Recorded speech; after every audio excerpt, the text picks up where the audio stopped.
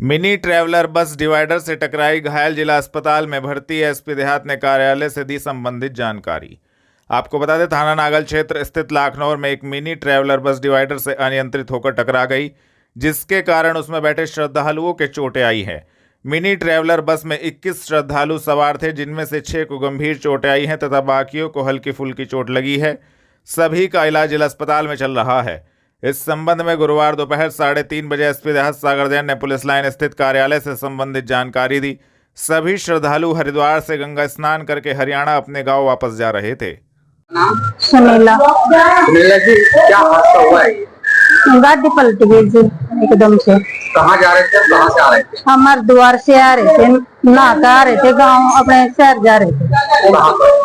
जी फतेहपुर पुंडरी। अच्छा, कितने लोग सवार थे बस में? लोग थे, गाड़ी फुल भर रही थी। कितने लोग थे लगभग? होंगे कम से कम 19-20 आदमी थे। सभी के चोट है? सभी का चोट है। कैसे पलटी है? वो पता ही नहीं लग गया जी, उसका तो एकदम पलटी का ही पता लग गया, इतने अचानक से पलटी है एकदम से।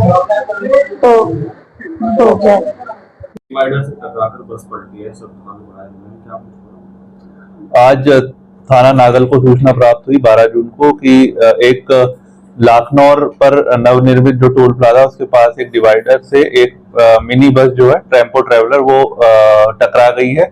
और इस सूचना पर थाना नागल पुलिस की टीम मौके पर पहुंचती है और इसमें करीब 6 लोग को हल्की फुल्की चोटें आई हैं, जिनका इलाज पुलिस द्वारा मेडिकल कराया गया है। और इन्होंने अभी तक कोई भी तहरीर ऐसी नहीं दी है। और सभी लोग जितने भी यात्री थे, जिसमें 21 टोटल यात्री थे, सभी सुरक्षित है। केवल 6 लोगों को सामान्य रूप से चोट है और इसमें उन लोगों को डिस्चार्ज भी जल्दी किया जा रहा है। सर, कहाँ जा रहे थे ये लोग? हरिद्वार से कैथल जा रहे थे और सभी जो इसमें 21 लोग सवार थे वो हरियाणा के ही रहने वाले थे। साउथ सिटी में 50 लाख रुपए से होगा नाला निर्माण। महापौर ने किया नाला निर्माण कार्य का शुभारंभ।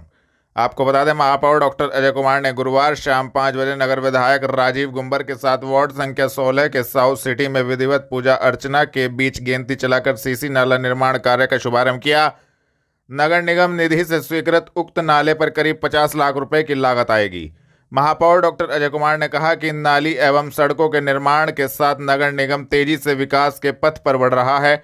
मुख्यमंत्री योगी आदित्यनाथ के निर्देशन में विकास कार्यों से शहर की सूरत बदल रही है। सभी के सहयोग से वार्ड एवं नगर को स्वच्छ और विकसित बनाने की दिशा में यह नाला निर्माण महत्वपूर्ण कदम है। इससे पूर्व साउथ सिटी में क्षेत्रवासियों ने महापौर एवं नगर विधायक का माल्यार्पण कर स्वागत किया। नगर आयुक्त ने निगम अधिकारियों एवं कावड़ शिविर संचालकों के साथ किया कावड़ रूट का निरीक्षण, दिया आवश्यक दिशा निर्देश। आपको बता दें, नगर आयुक्त शिवपुरी ने गुरुवार शाम 5 बजे शिविर संचालकों से स्पष्ट कहा है कि किसी भी हाई टेंशन लाइन के नीचे कोई शिविर ना लगाएं। उन्होंने भैरव मंदिर के निकट रेलवे लाइन क्रॉस करने का रास्ता भी पूरी तरह से बंद कराने के निर्देश दिए। उन्होंने इसके लिए रेलवे और पुलिस विभाग को पत्र लिखने का सुझाव दिया। उन्होंने कहा कि कावड़ यात्रा सुरक्षित और निर्विघ्न संपन्न कराने के लिए जरूरी है कि हर तरह से सावधानी बरती जाए। नगरायुक्त निगम अधिकारियों के साथ अंबाला रोड स्थित बड़ी नहर से देहरादून रोड स्थित कुम्हारहेड़ा तक कावड़ रूट का निरीक्षण कर रहे थे। इस दौरान कावड़ यात्रा संघ के अध्यक्ष संजय फुटेला, दिनेश सेठी, रमन कपूर, रविकांत धीमान एवं राजीव चानना आदि शिविर संचालक भी साथ रहे। शिविर संचालकों के साथ सुझाव पर उन्होंने अधिकारियों को आवश्यक दिशा निर्देश दिए। नगर निगम में धरने पर बैठे सफाई कर्मचारियों ने मांगे पूरी न होने पर भूख हड़ताल की दी चेतावनी, किया प्रदर्शन। आपको बता दें, गुरुवार शाम 6 बजे उत्तर प्रदेशीय सफाई मजदूर संघ, अखिल भारतीय सफाई मजदूर कांग्रेस के बैनर तले सफाई कर्मियों ने नगर निगम में धरना जारी रखा। सफाई कर्मियों का कहना था कि नगर निगम ने हमारे समाज के 19 आउटसोर्सिंग कर्मचारियों को बिना नोटिस दिए हटा दिया, जो कि नाइंसाफी है, जिसको लेकर उन्होंने भूख हड़ताल की चेतावनी देते हुए बताया कि उनको धरने पर बैठे 6 दिन हो गए हैं, लेकिन उनकी सुध लेने वाला कोई नहीं है। मेरा नाम चेतन कुमार चनियाने, मैं उत्तर प्रदेश से सफाई मजदूर संघ का प्रदेश उपाध्यक्ष। क्या मांग है इसको लेकर? हमारी ये आज की नहीं मांगनी है। बात दरअसल हमने 25 तारीख को नगर निगम 31 मई को हमने नगर निगम को एक नोटिस दिया था। नोटिस नगर निगम द्वारा हमारे समाज के 19 आउटसोर्सिंग कर्मचारियों को बिना नोटिस दिए हटा दिया। वो लोग बाग घर से तैयारी करके आए कि हम काम करेंगे, परंतु विभाग में आने पे पता लगता है कि आपको काम से हटा दिया गया। ये सरासर नाइंसाफी है, कानूनों का सीधा सीधा उल्लंघन है।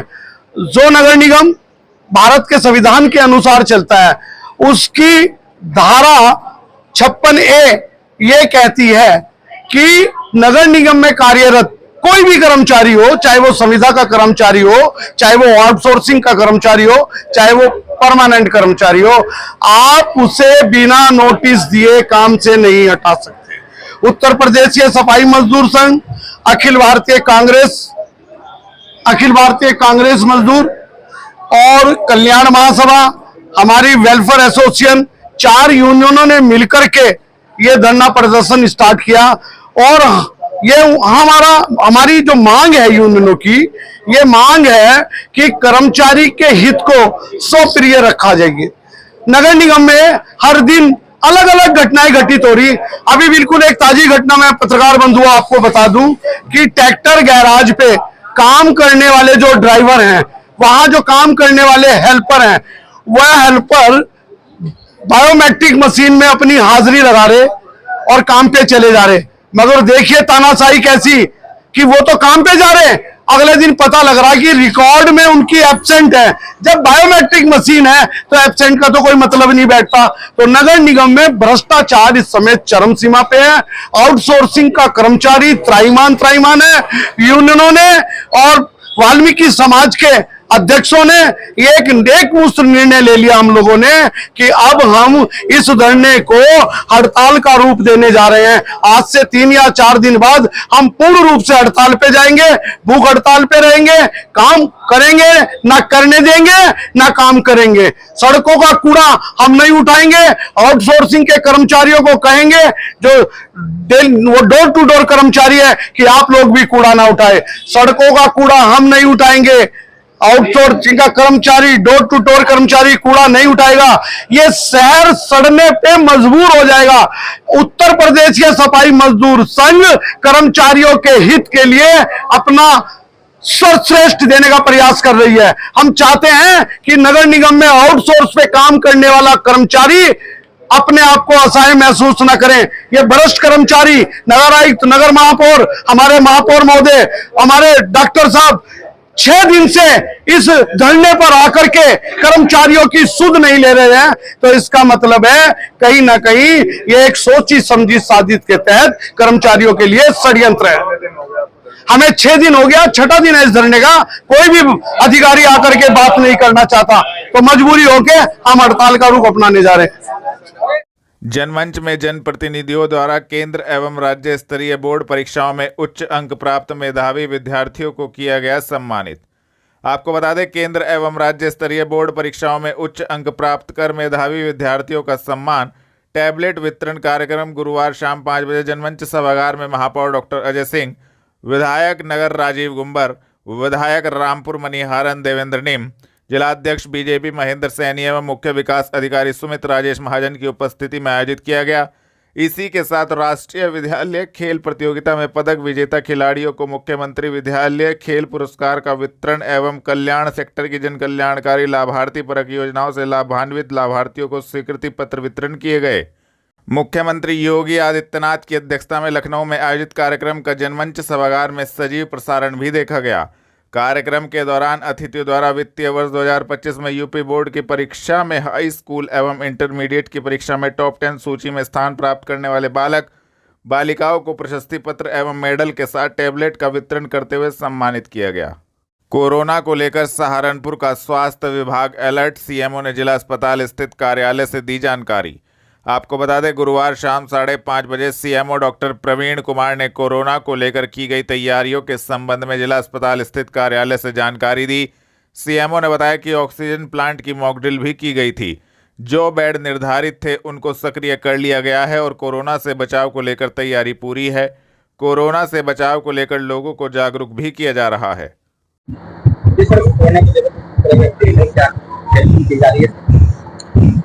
कोरोना को लेके सरकार द्वारा अभी पीछे जो है ना, हमारे जितने भी ऑक्सीजन प्लांट थे उनकी मॉक ड्रिल हुई थी और साथ में हमारे जितने भी इंस्ट्रूमेंट है या इक्विपमेंट है उनकी भी जांच हुई थी कि भाई सभी क्रियाशील है कि नहीं है, और सभी हमने तैयारी पूरी कर ली है। जो हमारे पहले से बेड निर्धारित थे उनको सबको जो है सक्रिय कर लिया है, और सभी जगह इस चीज के लिए जागरूकता फैलाई जा रही है कि सभी आम जनता से ये निवेदन है कि ज्यादा भीड़ भाड़ वाले इलाके में ना जाएं जब तक कि काम ना हो, और अगर जाना ही पड़ रहा है तो सावधानी बरतें, थोड़ा डिस्टेंस का फॉलो करें, और अगर खांसी जुकाम से पीड़ित होता है तो उसके लिए तुरंत डॉक्टर को दिखाएं।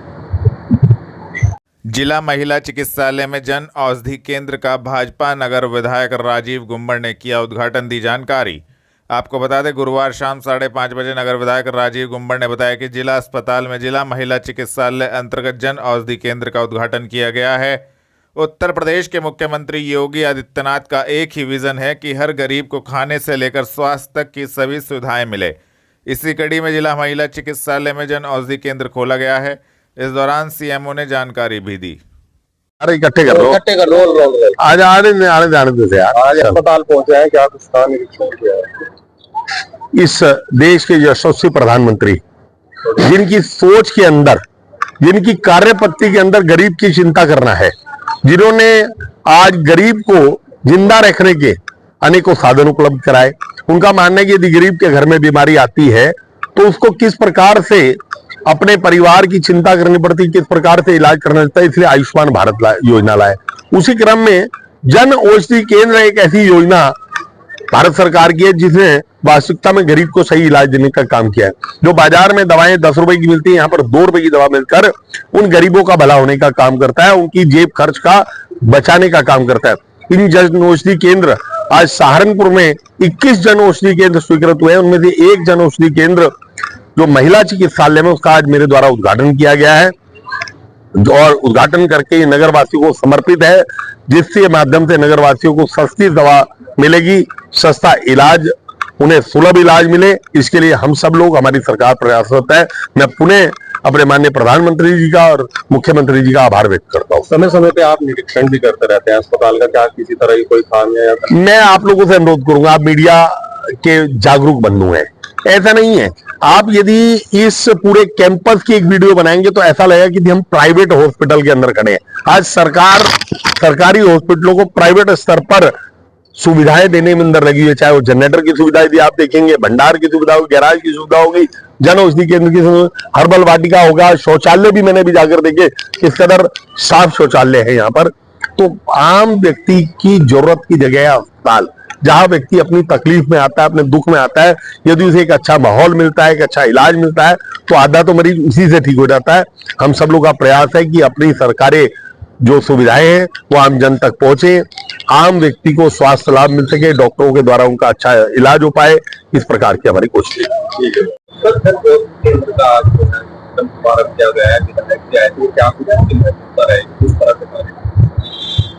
ये जो है हमारे प्रधानमंत्री जी और सीएम साहब का एक सपना है कि सभी मरीजों को सस्ती दवाइयां मिले, और उसी के क्रम में जो है ना हमारे जनपद में 21 हमारी सीएचसी पे और 3 हमारे, एक जिला महिला चिकित्सालय और पुरुष चिकित्सालय और 7 में मेडिकल कॉलेज, इस तरह से 24 जन औषधि केंद्र हमारे यहाँ खुल रहे हैं।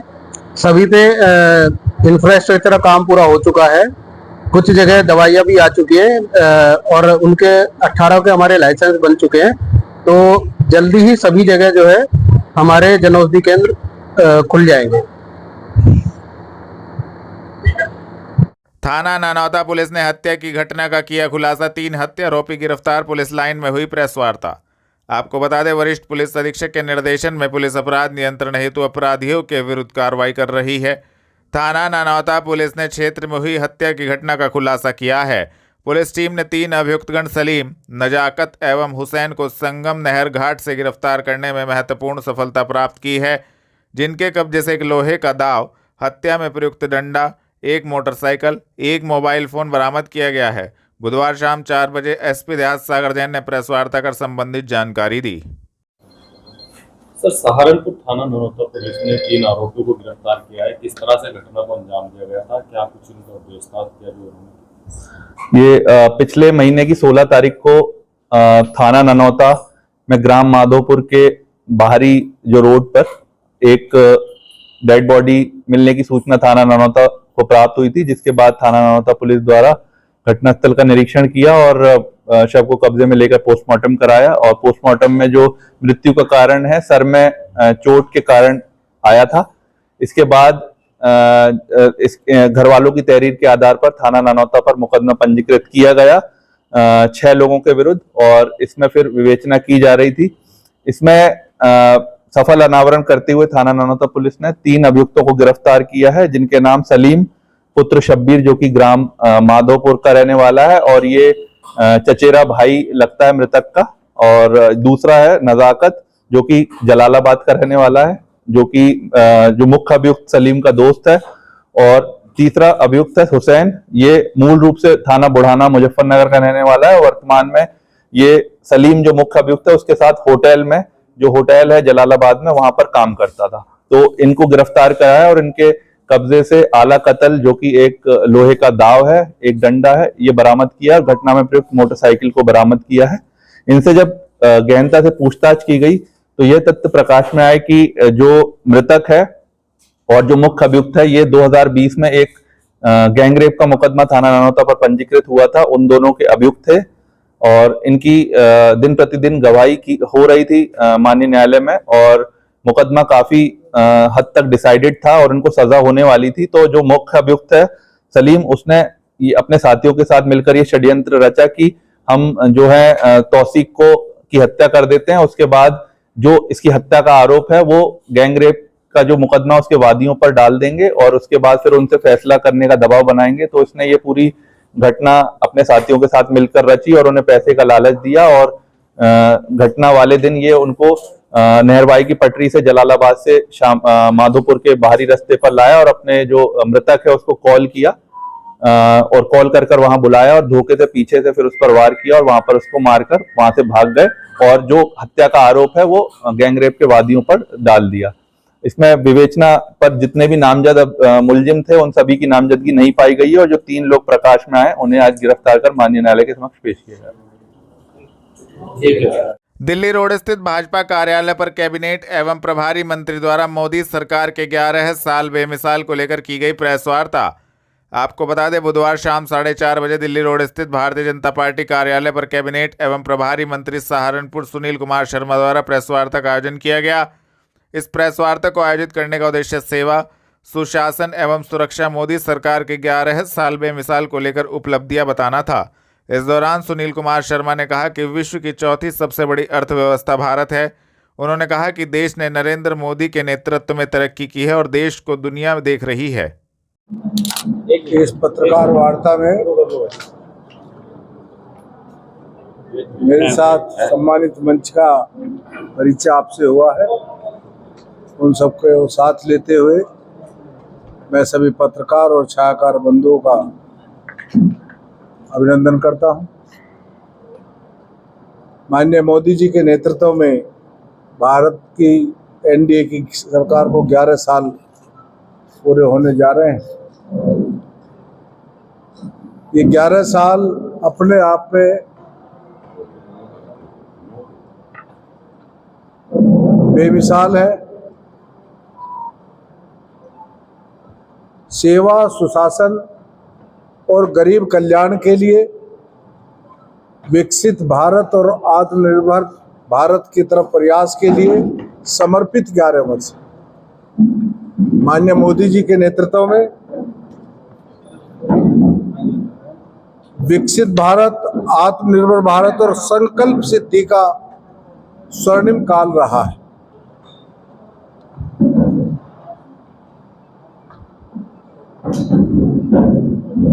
हमारे प्रधानमंत्री जिनके जीवन का एक एक क्षण राष्ट्र को, देश के 144 करोड़ लोगों को समर्पित है।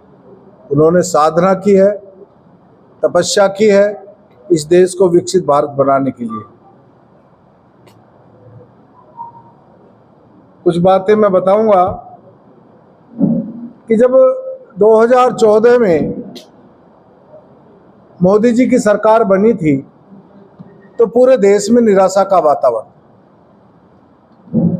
घोटाले, भ्रष्टाचार, आतंकवाद, नक्सलवाद, भारत इनसे घिरा हुआ था।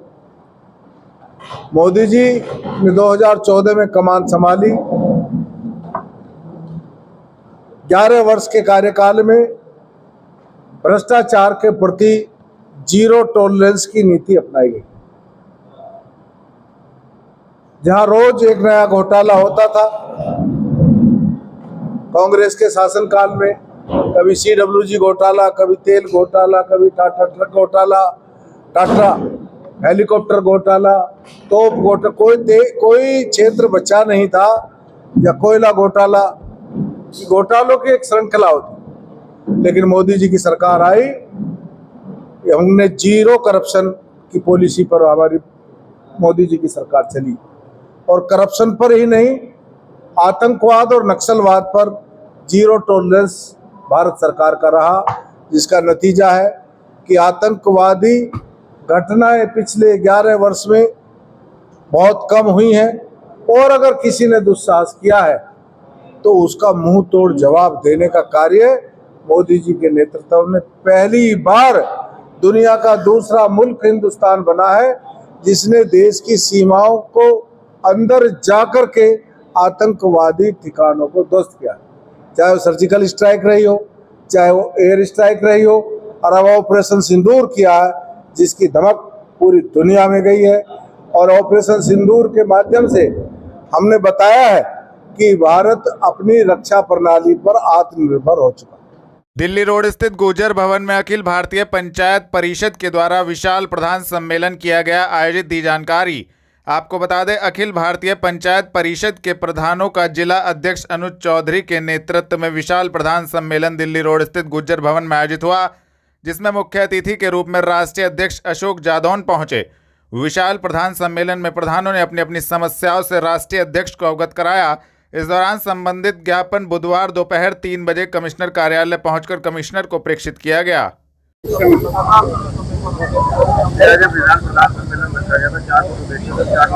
सर्वप्रथम मैं सभी जिले के सम्मानित प्रधानों का दिल की गहराई से हार्दिक अभिनंदन और वंदन करता हूं कि उन्होंने हमारी आवाज में आज जिले के अंदर पहुंचने का काम किया।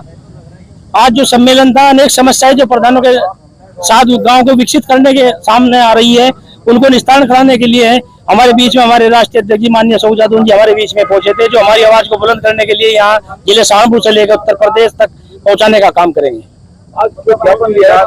आज हमने ज्ञापन दिया माननीय कमिश्नर साहब को कि जितनी भी समस्याएं ग्राम पंचायत के अंदर आ रही है, उन्हें निस्तारण कराने का काम करें, वरना हम लोग निरंतर लगातार जिले से लेकर प्रदेश के अंदर जो है धरना प्रदर्शन करने का काम करेंगे। या तो हमारी मांगों को मान लिया जाए, नहीं तो हम जल्दी जो हमारे राष्ट्रीय अध्यक्ष जी का नेतृत्व, राष्ट्रीय अध्यक्ष जी के नेतृत्व द्वारा जो हमें दिशा निर्देश दिया जाएगा, उसका हम काम करने का काम करेंगे।